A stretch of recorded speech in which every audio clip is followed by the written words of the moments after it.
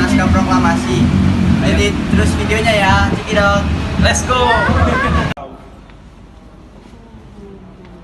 Nah, yang tempat selanjutnya. Ini tempat selanjutnya yang kedua itu perumusan naskah proklamasi. Menjelang dini hari sekitar pukul 3 pagi tanggal 17 Agustus 1945, Bung Karno, Bung Hatta dan Ahmad Subarjo memasuki ruang makan. Mereka duduk mengitari meja panjang dengan mendiskusi tentang perumusan naskah proklamasi. Ini guys. Ini ada tempat-tempatnya guys. Nah, ini Ini tempat tempat-tempatnya. untuk Untuk berkumpul para tokoh yang udah perumusan naskah proklamasi. Di sini juga ada teks proklamasi yang langsung ditulis tangan oleh Bung Karno. Ini ya. Nah, kalau ini ada tempat meja bundar yang itu tempat untuk melingkari untuk pada makan siang. Ini guys. Dan di sini ada gambar-gambaran para tokoh-tokoh penting yang hadir, yaitu sekitar 26 tokoh, dan yang tidak ada di gambar itu Andi Sultan Dengaraja, Sumaun Bakri dan Sodiro. Dan kalian bisa lihat sendiri gambar-gambarannya. Soekarno, Hatta, Subarjo, dan masih banyak yang lain-lain. Dan di sini ada pengesahan naskahnya.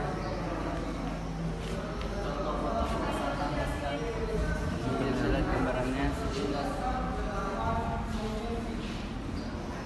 Dan ini adalah bangku untuk para tokoh muda, golongan muda dan golongan tua untuk mengesahkan naskah proklamasi pada saat itu.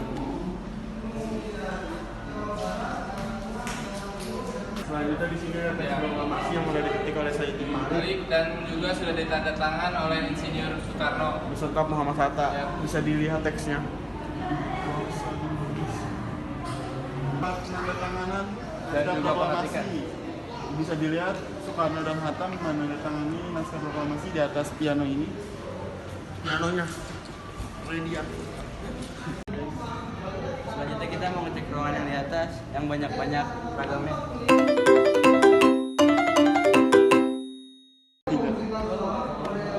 Ini ada ruangan di atasnya, ayo mari kita lihat.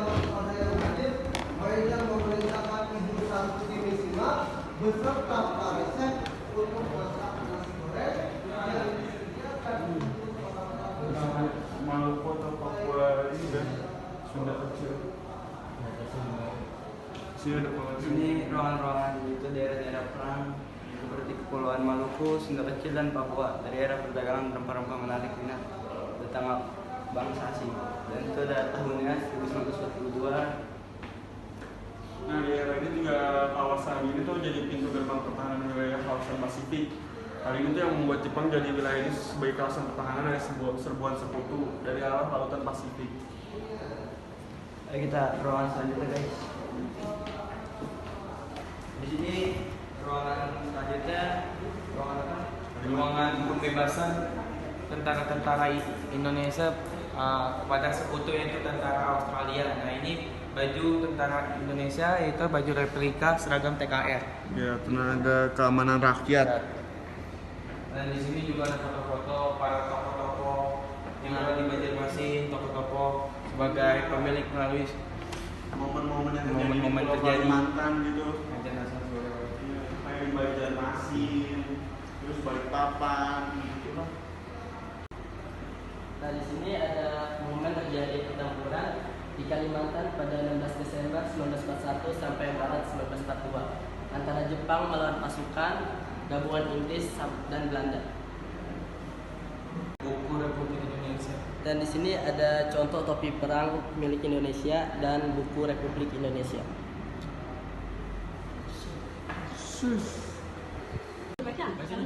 Di sini tempat terjadinya pengeboman yang pada tanggal 14 Agustus yang melumpuhkan Jepang yang menyerah tanpa syarat. Dan ini tempat-tempatnya. Guys. Ini guys.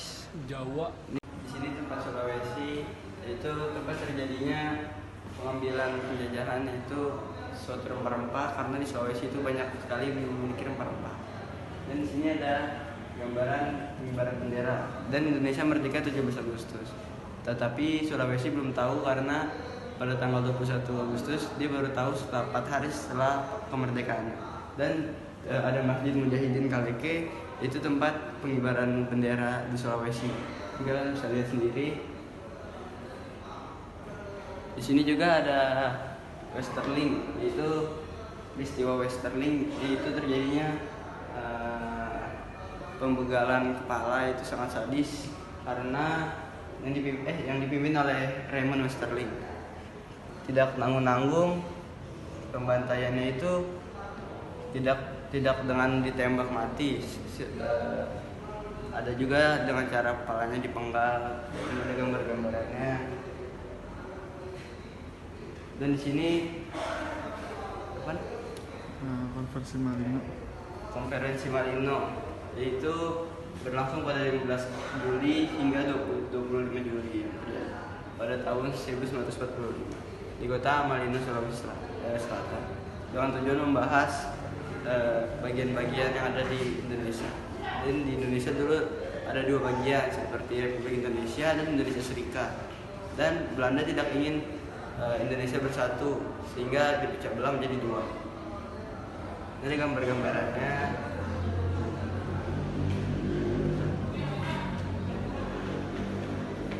Dan di sini ruang Sumatera. The momen pada 1 Mei 1943 Markas Besar Angkatan Darat ke-25 dipindahkan dari Singapura ke Bukit Tinggi. Di sini ada gambar-gambarannya, itu yang berisi pengeboman Palembang yang disebut operasional Bumerang oleh Sekutu. Dan di sini ada gambar-gambarannya. Sini berupa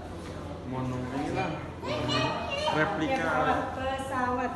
sini ada contoh-contohnya seperti pinja helmet, uang kertas, terus ada rancang Sidoarjo, Uang kuno, ada tongkat keris, tongkat milik istri tongkat Soekarno.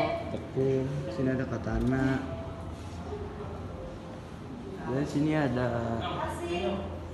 gambaran-gambarannya dan penjelasannya. Di sini juga ada invasi Sumatera, adalah serangan oleh pasukan Kekaisaran Jepang terhadap Hindia Belanda yang terjadi pada 14 Februari hingga 28 Maret tahun 1942. Invasi ini merupakan bagian dari Perang Pasifik di Asia Tenggara selama Perang Dunia Kedua.